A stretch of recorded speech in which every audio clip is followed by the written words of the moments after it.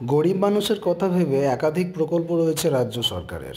ধর্ষিতা মহিলা থেকে শুরু করে বিষ মদ পান করে মৃত্যুর ক্ষেত্রেও আর্থিক সাহায্যের হাত বাড়িয়ে দিয়েছে রাজ্য সরকার। ছাত্রছাত্রী, বেকার যুবকদের জন্য রয়েছে সবুজ সাথী, মুক্তিধারা, গতিধারার মতো একাধিক প্রকল্প। মুখ্যমন্ত্রী মমতা বন্দ্যোপাধ্যায়ের ইচ্ছাতেই এইবার সেই তালিকায় যুক্ত হতে চলেছে সমব্যথী নামক একটি প্রকল্প। মোটামুটি কাজ শুরু করতে চাইছেন সামনের মাস থেকেই। অলরেডি কলকাতা পুরসভার কিছু কাজ শুরু হয়ে গিয়েছে। আপাতত কলকাতার শ্মশান কবরস্থানগুলোতে দ্রুত এই প্রকল্প চালু করতে চাইছে। ইতিমধ্যেই নির্দেশ দিয়ে দিয়েছেন শোভন চট্টোপাধ্যায় এবং পুর কমিশনার খলিল আহমেদ। এর জন্য বাড়তি কর্মীর দরকার হলে তারও ব্যবস্থা করা হবে বলে জানিয়ে দিয়েছে কিন্তু সরকার এবং পুরসভার কর্তৃপক্ষরা। পুরসভার এক আধিকারিক এই বিষয়ে বলছেন, বর্তমানে শ্মশানে দাহ করতে গেলে 250 টাকা ফি জমা দিতে হয়। তার উপরে রয়েছে চুল্লিতে তোলার সময়ে শববাহী কাঠামোর খরচ, সেগুলোও রয়েছে। আর্থিকভাবে দুর্বল পরিবারের ক্ষেত্রে 92 টাকা ক্ষেত্রে কিন্তু এই দামটা এখনও পর্যন্ত বহাল আছে। কলকাতার বিভিন্ন শ্মশানে অনেকেই সেই টাকাটুকু পর্যন্ত জোগাড় করে উঠতে পারেন না। টাকার অভাবে সৎকার আটকে যায় অনেক সময়। তাদের সমব্যথী হতেই কিন্তু সরকারের এই ভাবনা।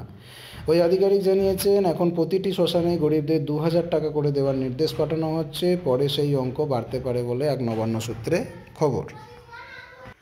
নতুন বছরে শুরু করা হচ্ছে গরিবদের জন্য সাহায্য, রাজ্য সরকার করবে।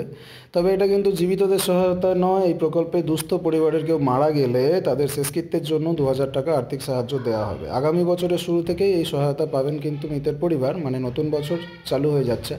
রাজ্য জুড়ে শ্মশান এবং কবরস্থানগুলোর মাধ্যমে এই টাকা দেওয়া হবে বলে কিন্তু সরকার সূত্রে জানা যাচ্ছে। আগামী কয়েকদিনের মধ্যেই কিন্তু এই সমব্যথী প্রকল্পের কাজ শুরু হচ্ছে কলকাতা পুরসভাতে। ভালোভাবে আপনাদেরকে জানতে হবে কিভাবে পাবেন এই সাহায্য। প্রাথমিকভাবে ঠিক হয়েছে, শেষকৃত্যের জন্য আসা পরিজনেদের স্থানীয় কাউন্সিলর বা এই শংসাপত্র দেওয়ার অধিকারী কোনো সরকারি অফিসারের কাছ থেকে লিখিয়ে আনতে হবে যে মৃত ব্যক্তি আর্থিকভাবে দুর্বল। শংসাপত্র বা সার্টিফিকেট দেখালে শ্মশানে কর্তব্যরত সাব রেজিস্ট্রার পরিবারের হাতে ওই টাকা দেবেন। প্রশ্ন উঠছে, ওই খাতে কত টাকা রাখা হবে শ্মশানের অফিসগুলোতে? কারণ দৈনিক একটি শ্মশানে কতগুলো দেহ আসতে পারে এবং তার মধ্যে কতজন আর্থিকভাবে দুর্বল, এসব তথ্য তো আগে থেকে জানা সম্ভব নয়। পুরসভা সূত্রে খবর আছে, শ্মশানে শহরে 7টি শ্মশান, 8টি কবরস্থান মোটামুটিভাবে রয়েছে। সেগুলোতে দৈনিক শখানেকেরও বেশি করে মৃতদেহের শেষকৃত্য করা হয়। কলকাতার ক্ষেত্রে শ্মশান এবং কবরস্থানে একটি করে ভল্ট বসানোর পরিকল্পনা রয়েছে পুরসভার।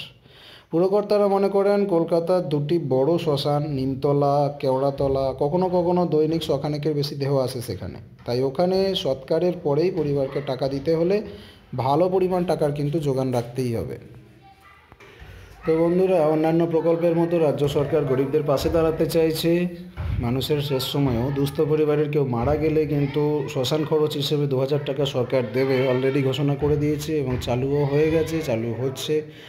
তাহলে আপনাদেরকে মোটামুটি যে ব্যক্তি মারা যাবে তার পরিবারের আপনজনকে লিখিয়ে আনতে হবে যে ব্যক্তি মারা গেছেন তিনি আর্থিকভাবে দুর্বল পরিবারের মানুষ। সেই পঞ্চায়েত থেকেও দিয়ে দেওয়া হবে সেই সার্টিফিকেট, অথবা পৌরসভা এলাকার চেয়ারম্যান দিয়ে দেবেন সেই সার্টিফিকেট। সেই সার্টিফিকেট শ্মশানে শো করলে কিন্তু শ্মশানের যে রেজিস্ট্রার আছেন সরকারি আধিকারিক, উনি কিন্তু সেই টাকাটা আপনাদেরকে দেবেন। এই বিষয়টা আপনারা এইভাবেই কিন্তু আবেদন করতে পারবেন এবং সাব রেজিস্ট্রার অফিসেও ছোটো একটা আবেদন সিগনেচার করতে হবে, তাহলেই কিন্তু টাকাটা পাওয়া যাবে।